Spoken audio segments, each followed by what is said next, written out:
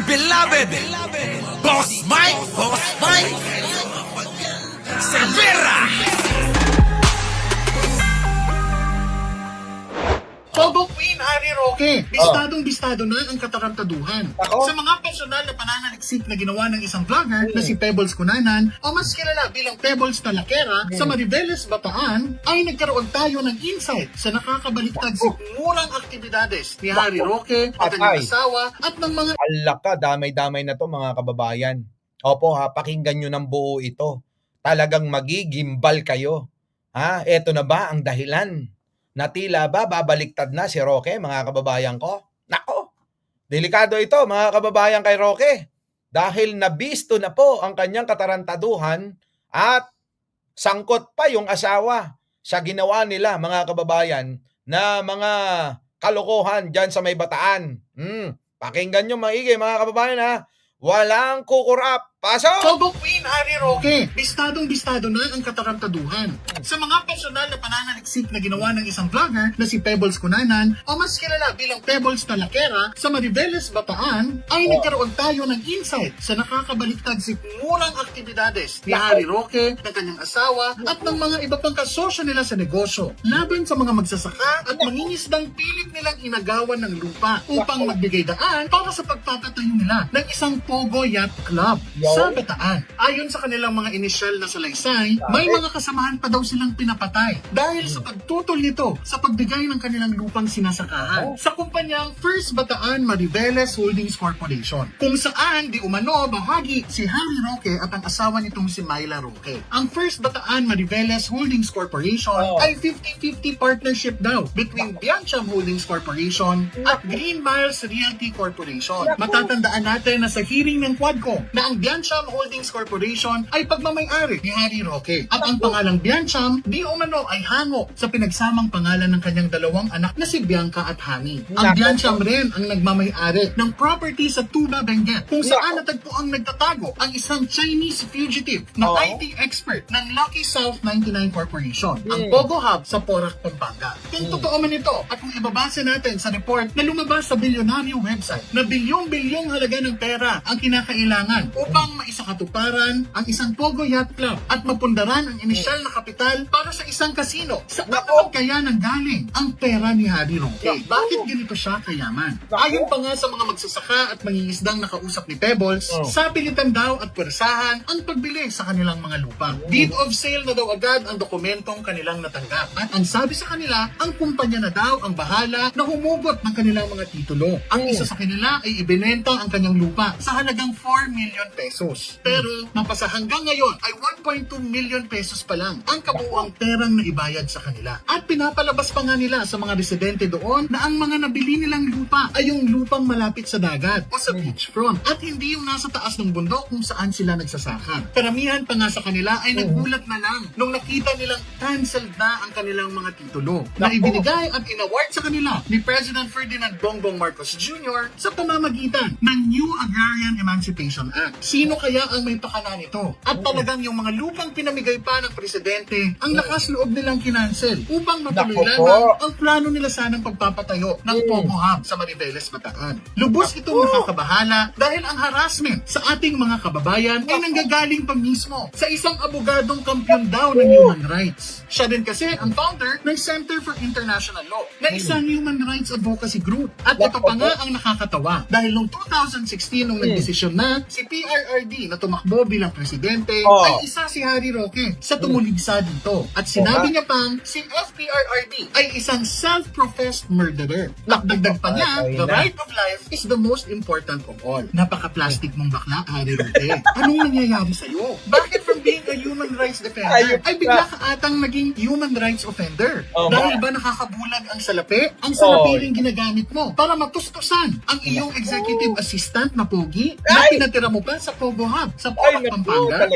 Wag ganon. Marami pang mga kwento sa Mariveles, Bataan ang dapat nating marinig. Kung kaya tinihikayat sana natin ang Presidential Anti-Organized Crime Commission at ang Presidential Anti-Corruption Commission na magsagawa na ng agarang investigasyon sa mga kasong ito. ito. May mga nakahain na rin sa ombudsman tungkol dito. Kaso lang matagal nang na-pending at hindi umusad ang kasong ito. Ayon kasi sa mga bali-balita, malapit si Harry Roque sa isang mataas na opisyal sa ombudsman. Panahon na para mapanagot natin si Harry Roque. Kasama ng asawa nito sa mga kabulustugang ginagawa nila sa Mariveles, Bataan para lamang makapagpatayo na naman sana ng isang Pogo Hub na kanilang patatakbuhin. Sa ngayon, si Harry Roque ay nasa The Hague, Netherlands at nag-apply pa nga ng political asylum upang matakasan ang mga investigasyon at mga pananagutan niya sa batas dito sa Pilipinas. Kamakailan din lamang ay sinampahan na rin siya ng NBI ng kaso dahil sa kanyang pagpapakalat at pagiging mastermind di umano sa fake polvoron video kung saan ginamitan nila ng advanced editing skills at AI technology ang video na ito para pagmukhain na gumagamit ng iligal na droga si PBBM. Ito ay bahagi ng kanilang malawakang pagsira sa administrasyon upang makabalik sila sa kapangyarihan at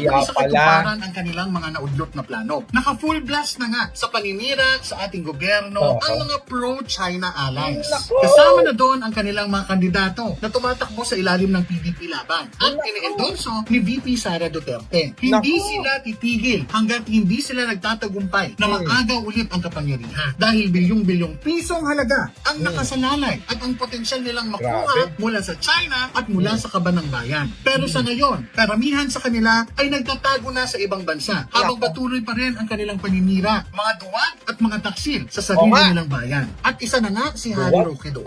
Naglilinis-linisan pero napakarami rin palang kagaguhan na ginagawa sa sarili niyang bayan. Mapang-abuso sa kapangyarihan at patuloy na yumayaman dahil sa pagsipsip nila sa kaban ng bayan. Hustisya ngayon ang sinisigaw ng mga magsasaka at mangingisda at mga residente ng Lucky Beach sa Mariveles, Bataan para sa mga kasamahan nilang pinaslang dahil lamang sa paglaban ng kanilang karapatan sa lupang kanilang sinasakahan at pinagkakabuhayan. Kailan ka kaya uuwi, Harry Roque, para panagutan ito? Mahiya ka naman kahit sa mga anak mo na lang. Dada ka ng dada, nasa ibang bansa ka naman. Harapin mo ang mga problemang iniwan mo dito at ang mga kasong isinampa sa'yo. Tandaan niyo mga kababayan, ito ang magiging kapalaran ng ating bansa kung makakabalik sa kapangyarihan ang mga Duterte at mga kaalyado nito. Walang hustisya na naman at respeto sa karapatang pangtao ang klase ng gobyerno na magkakaroon tayo kung saan ang mga mahihirap nating kababayan kagaya ng mga magsasaka at mangingisda ng Mariveles, Bataan ang lubusang talo at agrabyado. Kahit kailan ay hindi magiging tama ang sistema ng pang-uubuso at ang pagpanig sa dayuhan kagaya ng China kapalit ng interes at kinabukasan ng ating bayan para lamang sa ikayayaman ng angkang Duterte at kanilang mga kaalyado. Huwag po sana nating bulagin ang ating mga sarili at huwag po sana tayong maging traidor sa mahal nating bansang Pilipinas. Tayo ang totoong talo kung ang mga Duterte ang mananalo. Masayang makakabalik na naman si Harry Roque sa kapangyarihan at maipagpapatuloy niya na naman ang pagsupil, paglapastangan at pagkitil sa karapatang pantao ng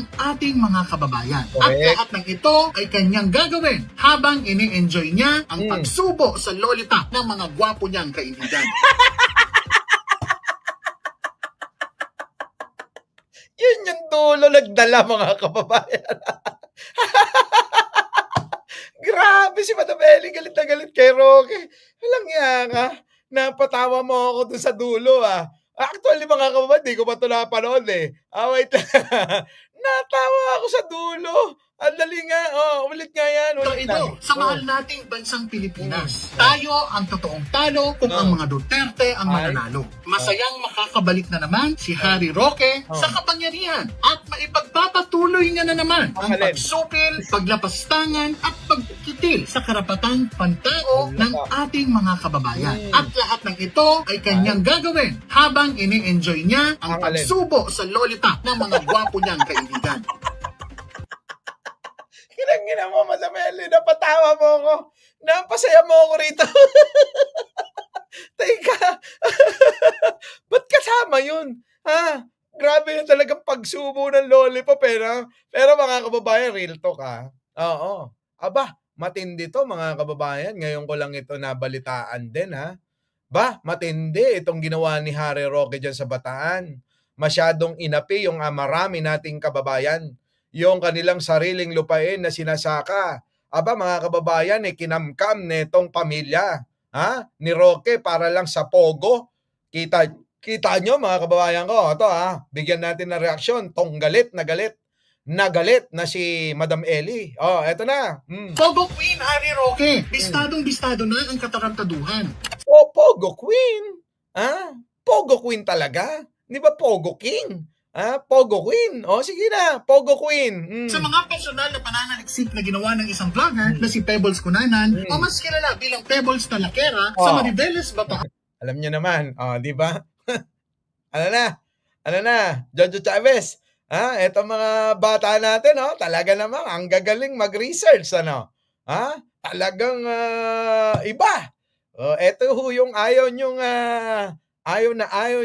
tanggapin sa kampo ni Pangulong Bongbong Marcos. Pero ngayon mga kababayan, ang lalalim ng mga hugot. Tapos Tapos ayaw pa kayo. Iba to, it's mag-isip. Mga kababayan. Yung mga yan, mga kababayan, matinding mga sandata yan, di ba? Kita nyo ang lalim ng mga hugot. Buti sana kung kaya nung mga iba yan, di ba? Yung bang ayaw daw nila kasi mga ganyan, mga ganito. Kita nyo ngayon mga kababayan ko. Ano po? Malupit itong mga bata natin na to. Pasok! Ay nagkaroon tayo ng insight sa nakakabaliktad sigurang aktibidades ni Harry Roque, ng kanyang asawa, at ng mga iba pang kasosyo nila sa negosyo. Kita mo, damay pala yung asawa, pero yung asawa may itsura, Oo. Di ba, mga kababayan? Hindi kaya si Roque, mga kababayan, habang sumusubo daw di umano ng lollipop lumololipop din ng iba itong asawa. Tanong lang naman mga kababayan. Sige na, eto na. Matatalino syempre mga bata natin yan, Leonora Brown, di ba? Eto na. Sa mga magsasaka at mangingisdang pilit nilang inagawan ng lupa upang magbigay daan para sa pagpapatayo nila ng isang Pogo Yacht Club sa Bataan. Ayon sa kanilang mga inisyal. Mga kababayan, na-enjoy na talaga nila yung Pogo. Eto na mga kababayan, sabi ko nga sa inyo, maraming beses kong sinasabi to. Kaya nagwala si Duterte at si Roque dahil dito sa Pogo na to. Alam nyo na kung magkano kinikita nila, bilyon-bilyon ang pinag-uusapan. Ano po mga kababayan, kaya sakit na sakit si Digong nung tinanggihan ni Pangulo na manatili ang Pogo dahil si Pangulong Bongbong kontra Pogo. Alam niya na nanggagaling dyan sa Pogo na yan ang mga pang-i-scam sa marami nating kababayan.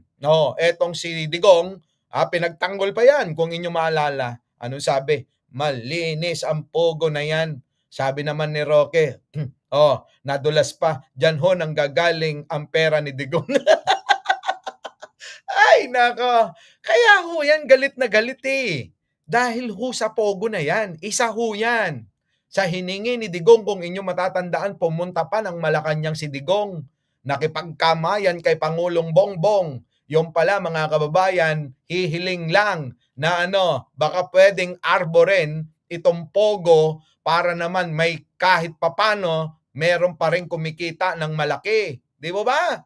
Tuloy. Na salaysay, may mga kasamahan pa daw silang pinapatay dahil sa pagtutol nito. Grabe mga kababayan, kita nyo, kapag tumutol ka, ipapapatay ka daw.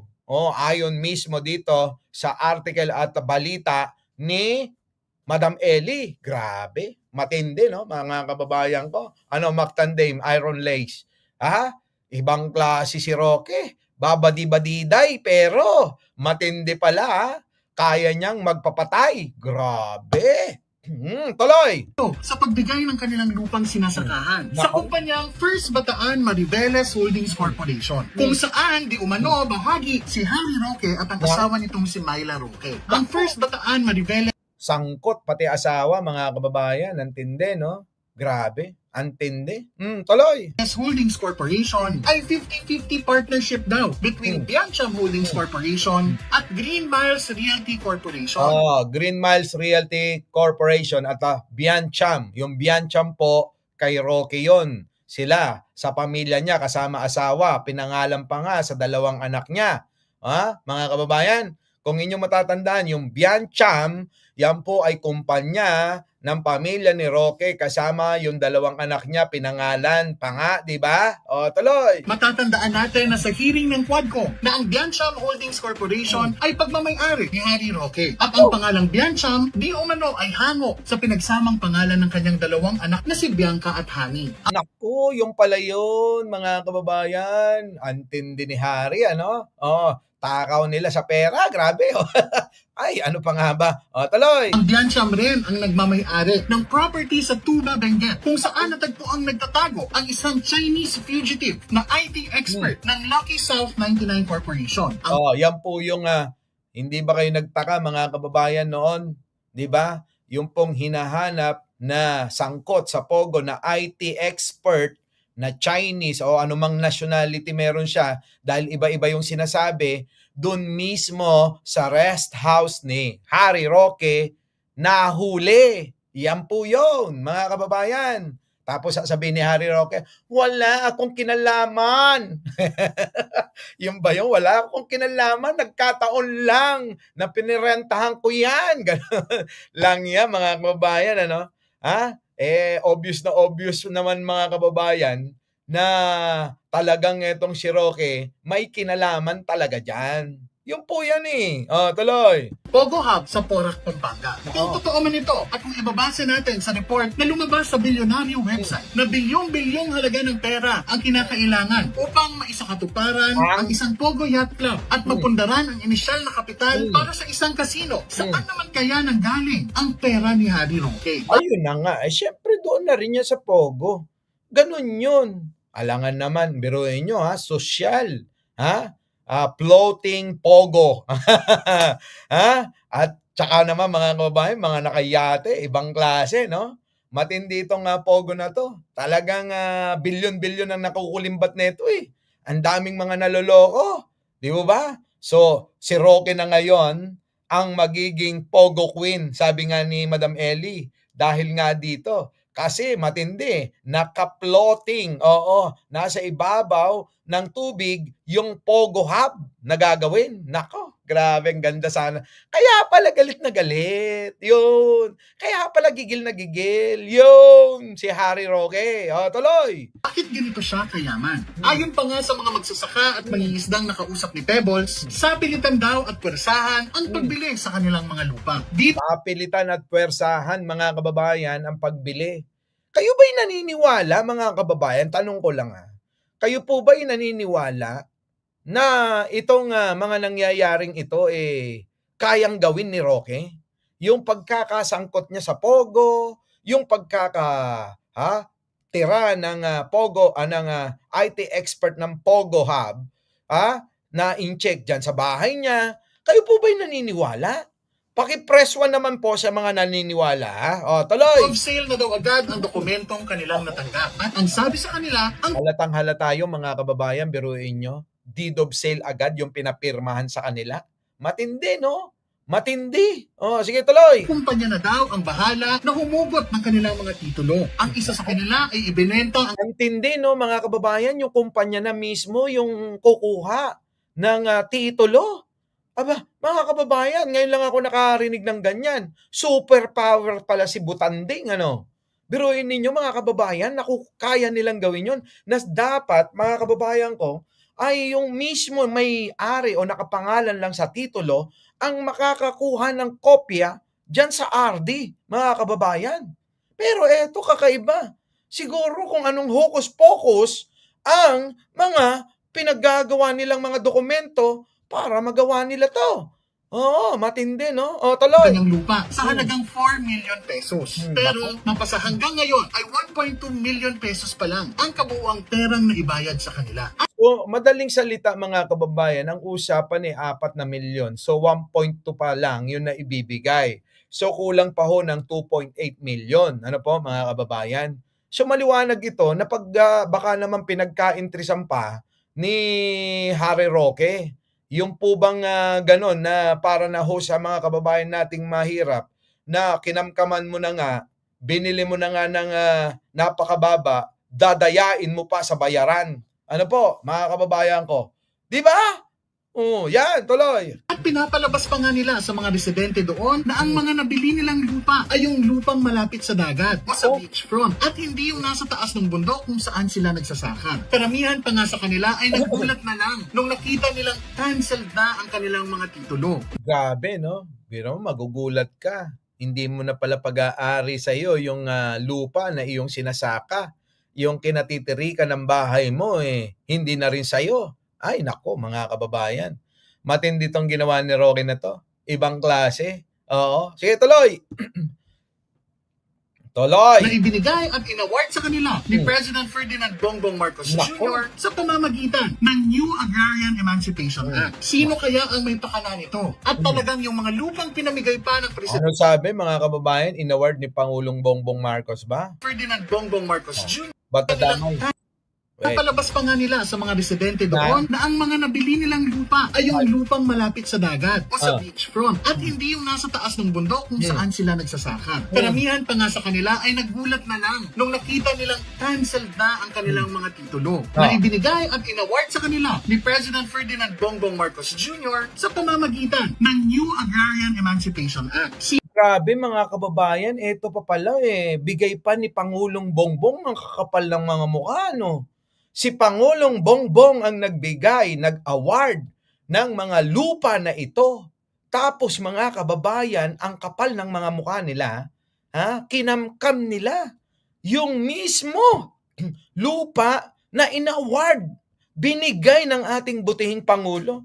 Kung si Pangulong Bongbong Marcos ay namimigay ng lupa, eto namang kampo ni Duterte kasama si Harry Roque, abay, nangangamkam ng lupa. Ibang klase. Matindi to. Matindi, mga kababayan. Ibang klase, mga walang ya ito. Tuloy! Sino kaya ang may pakana nito? At talagang yung mga lupang pinamigay pa ng presidente, ang lakas loob nilang kinansel upang matuloy lamang ang plano nila sanang pagpapatayo ng Pogo Hub sa Mariveles, Bataan. Lubos itong nakakabahala dahil ang harassment sa ating mga kababayan ay nanggagaling pa mismo sa isang abogadong kampiyon daw ng human rights. Siya din Kampiyon daw ng human rights, ibig sabihin dapat, ikaw tutol sa mga ganitong mga gawain. Pero hindi Nag-iba mga kababayan Masyado na sigurong naluto yung utak neto sa dami ng pera na iniisip niyang kitain. Ganon, mga kababayan. So yung kanyang pagnanasa sa napakaraming pera napunta tuloy sa malaking problema. Problema ngayon ito, Harry Roque. Hindi kaya susuko ka na at ikakanta mo na si Digong sa mga bagay na ito para mailigtas mo yung sarili mo. Dahil hindi ka na, ayan na, sinusuka ka na nga sa dahig. Di ba? Sabi ng mga tao doon, ikaw daw ay pinagtabuyan ng abogado ng embassy ng Netherlands mismo. Patay. kasi ang founder ng Center for International Law na isang human rights advocacy group. At ito pa nga ang nakakatawa dahil noong 2016 nung nagdesisyon na si PRRD na tumakbo bilang presidente ay isa si Harry Roque sa tumuligsa dito. At Correct, mga kababayan, nung nagdesisyon noong 2016 si Digong na tumakbo bilang Pangulo, numero 1, sino? Si Harry Roque para hadlangan, pigilan at maging kritiko ni Digong ito noon. Sinabi pa nga niya na mamamatay tao to, huwag niyong iboto. Grabe. So may pagkabaliktarin talaga, mga kababayan, Doble kara si Roque. Kung saan lang makikinabang, nako, malamang dun lang sasama. Dahil nga hindi makikinabang kay Pangulong Bongbong Marcos, alam nyo na, di ba? Alam nyo na, yan, naging naging bunganga ni Roque. Dahil nga walang pakinabang kay Pangulong Bongbong Marcos si Pangulong Bongbong Marcos gusto diretso na pamumuno. Walang mga agrabyado. Kaya nga ultimo pogo na mga nagiging nambibiktima ng mga kababayan natin dahil etong ang pogo ay mga scammer, pinasara lahat ni Pangulong Bongbong Marcos. Di po ba? Walang tigil yung kanilang ordinansa dyan. Nahulihin lahat. Kahit maliliit. Kahit tatatlo, mga kababayan. Tapos ngayon, mga kababayan ko, eto nangyayari kay Roque. Yari talaga. Sinabi niya pang si FPRRD ay isang self-professed murderer. At Correct. dagdag pa niya, the right of life is the most important of all. Napaka-plastic mong bakla, Harry Roque. Anong nangyayari sa'yo? Bakit from being Walang nga ka, Madam Ellie, mga banat mo. Ha? Napaka-plastic mong bakla ka. Matagal nyo naman nang alam yan. a Tuloy. human rights defender, ay Oo bigla ka atang naging human rights offender? Oo nga, human rights offender, dating human rights defender, naging human rights offender. Inang Rocky to, mga kababayan, nagrereklamo na si Ai Chang. Kokonti pa lang daw yung nagla-likes, ewan ko ba sa inyo dyan? Oo, nakakalimutan nyo yata. Oo, mag-like muna. Ha? Bago kayo matuwa. O, tuloy. Dahil ba nakakabulag ang salapi? Ang salapi rin ginagamit mo para matustusan ang iyong executive assistant na pogi na Hala ko! Kailangan yatang tustusan kasi. Matindi.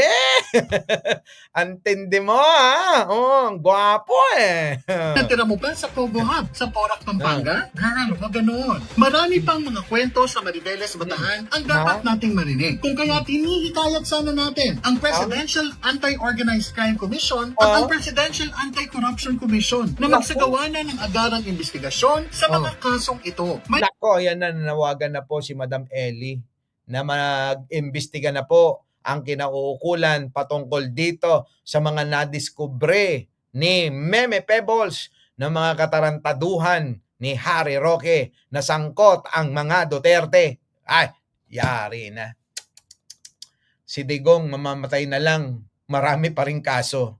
Nako, Diyos ko po, patay na. O, tuloy! mga nakahain na rin sa ombudsman tungkol dito. Kaso lang matagal nang na-pending at hindi umusad ang kasong ito. Oh. Ayon kasi sa Paano ba namang uusad kung si Digong ang Pangulo? Alam nyo naman si Digong kayang imaniobra kahit na ano. Si Kibuloy nga, kita nyo, kahit na may kaso sa Amerika, abay, napanatili niya rito. Yun yung mga kababayan ko eh. Ibang klase kapag si Digong ang Pangulo. Lahat ng pakikinabangan nila, sigurado, absuelto. O, tuloy! sa mga bali-balita, malapit si Harry Roque sa isang mataas na opisyal sa ombudsman. Panahon na para mapanagot natin si Harry Roque. Kasama ng asawa nito sa mga kabulustugang Ako yung asawa, kasama. Oo, Roque, ha? Paano na? Magkalayo kayong dalawa. Sorry na lang, oo, walang bembang.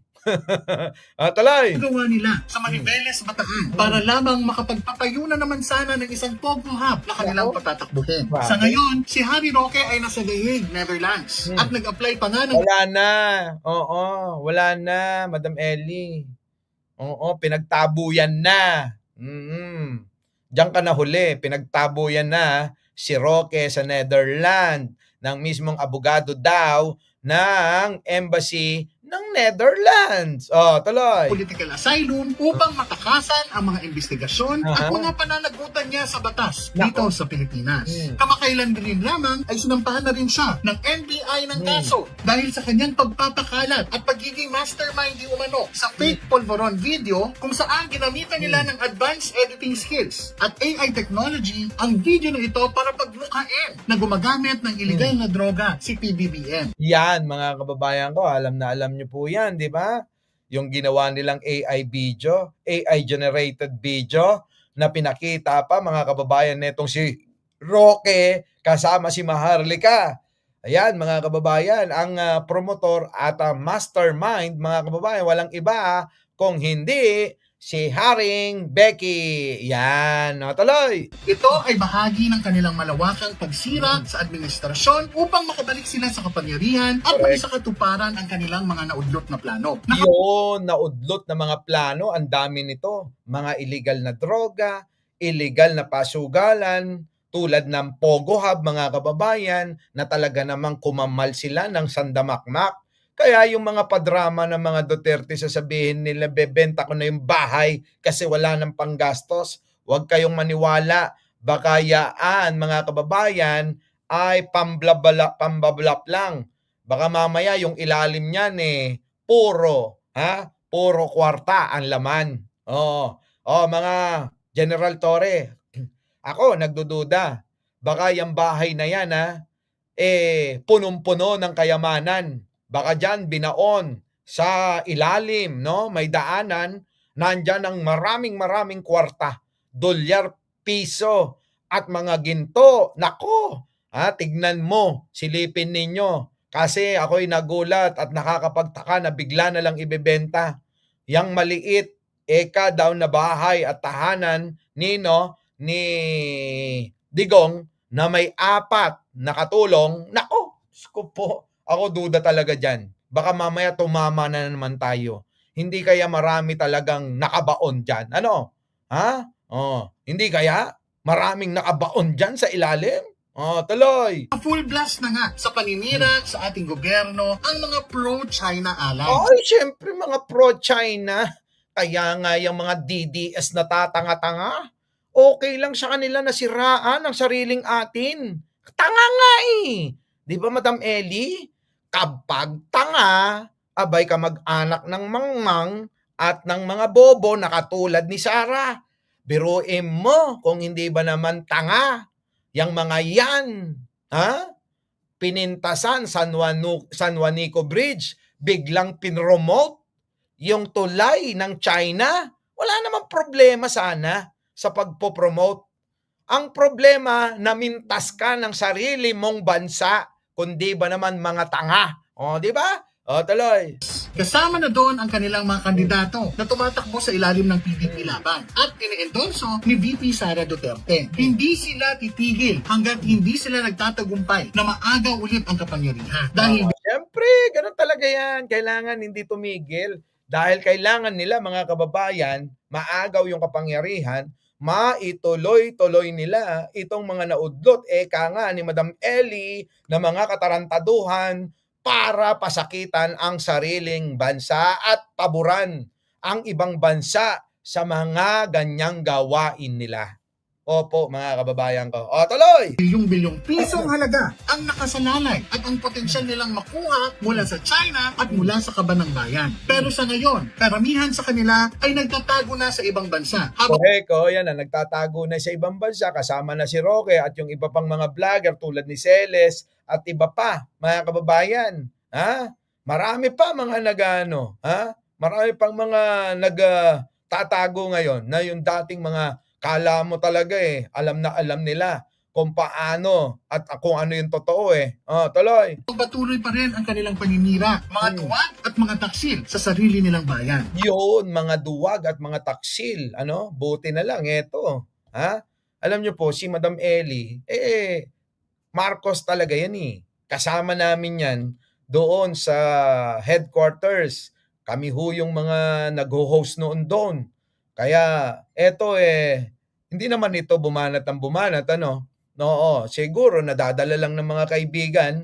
Alam nyo naman yung mga magkakaibigang mga bading, sama-sama yan. Kaya lang natauhan. Kaya yan, halika na kayo, lumapit na kayo, bumalik na kayo, magbalik loob. Eto na nga mga kababayan. Napaganda rin yung kanilang pagpunta sa kabila. Napaganda rin kasi marami silang nadiskubre na ngayon ay binubunyag nila. Ano po mga kababayan? Tuloy. At isa na nga si Harry Roque doon. Naglilinis-linisan pero napakarami rin palang kagaguhan. Correct, naglilinis-linisan, napakarami palang kagaguhan. Parang si Digong lang at si Sara at sino pa dyan. Malilinis kunyari pero naman madudungis talaga. At inaamag, inaanay na pati mga likuran nila. Di ba? Gawa sa sarili niyang bayan, mapang-abuso sa kapangyarihan at patuloy na yumayaman dahil sa pagsipsip nila sa kaban ng bayan. Yan, dahil sa pagsipsip nila sa kaban ng bayan. Kala mo ba, Madam Ellie? Ano lang yon? Simpleng-simple? Hindi Yung sipsipin nila, hindi lang kaban ng bayan. Pati lollipop, di ba? Sinisipsip niya. Tuloy. Hustisya ngayon ang sinisigaw ng mga magsasaka at mga isda at mga residente ng Lucky Beach sa Mariveles, Bataan para sa mga kasamahan nilang pinaslang dahil lamang sa paglaban ng kanilang karapatan sa lupang kanilang sinasakahan at pinagkakabuhayan. Kailan ka kaya uuwi, Harry Roque? Para Yung mukha ni Madam Ellie na kakatawag ng attention dito Kailan ka ba uuwi talaga, Harry Roque? Yung itsura mga kababayan matindi, sige nga banatan mo. Galit na galit, parang gusto mong saktan, tuloy. Laban ng kanilang karapatan sa lupang kanilang sinasakahan at pinagkakabuhayan. Uh-huh. Kailan ka kaya uuwi, Harry Roque? Parang panagutan ito. Mahiya ka naman kahit sa mga anak mo na lang. Diba? Lakaw nga naman, Roque, pati sa mga anak mo, mahiya ka naman. Hirap naman yan. Yung ginagastos nila galing sa nakaw. Parang yun yung sinasabi ni, ni Madam Ellie, no? Sige, tuloy. Ka ng dada, nasa ibang bansa ka naman. Harapin mo ang mga problemang iniwan mo dito at ang mga kasong isinampas sa'yo. Tandaan nyo mga kababayan, ito ang magiging kapalaran ng ating bansa kung makakabalik sa kapangyarihan ang mga Duterte at mga kaalyado nito. Walang Correct, mga kababayan, yan na nga ba eh. Oo, pagka pinabalik nyo, okay lang naman yan. Pero, di ba? Sa mga wala sa Pilipinas, syempre, walang problema, masyado. Pero yung mga maiiwan, nako, yari. Oo. Ilulubog lalo uli yung Pilipinas na pinaangat na ni Pangulo. 'Di ba? 80, thank you naman. Ano 'yan, Boss Mike? Ano, hindi ko mabasa. Leave muna ako. Sa live. Okay, opo, thank you, Madam Madam Ellie. Boss 80 Eliza. Tuloy. justisya na naman at respeto sa karapatang pangtao ang Yan. klase ng gobyerno na magkakaroon tayo kung saan ang mga mahihirap nating kababayan kagaya ng mga magsasaka at mangingisda ng Mariveles Bataan ang lubusang talo at agrabyado. Kahit kailan ay hindi magiging tama ang sistema ng pang-uubuso at ang Correct. pagpanig sa Hindi naman talaga tama yung sistema ng pangabuso. Kailan ba naging tama yan? Tuloy. At? dayuhan kagaya ng China, kapalit ng interes at kinabukasan ng ating bayan para lamang sa ikayayaman ng angkang Duterte at Para sa ikayayaman ka ng angkan ng mga Duterte. So, grabe, no? Matindi, no? Totoo, may puntos ito eh. Bakit kanyo, mga kababayan ko? Sila lang yung mayaman eh. Kaya nga ang tanong, mga kababayan, baka nasa ilalim na ng lupa, doon sa lumang bahay na binibenta daw ni Digong itong mga kaperahan na mga ninakaw. Tuloy. kanilang mga kaalyado. Huwag po sana nating bulagin ang ating mga sarili. Correct. At saka alam nyo po ba kung inyong matatandaan, hindi po ba nung nabalitaan daw nila na ire-raid yung bahay, biglang mga nagsipagharang yung mga tauhan nila dyan? Natandaan nyo po ba yon? At bakit ngayon, mga kababayan, bigla-bigla silang pinagtabuyan? Isipin nyo maigi yan. Hindi kaya baka naman nailipat na nila yung mga kaperahan na yan, mga kababayan. Tuloy.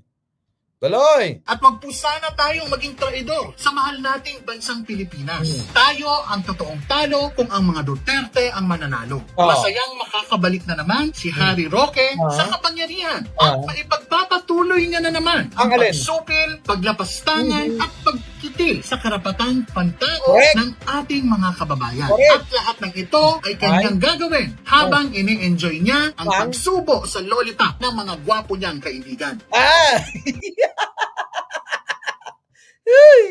Grabe.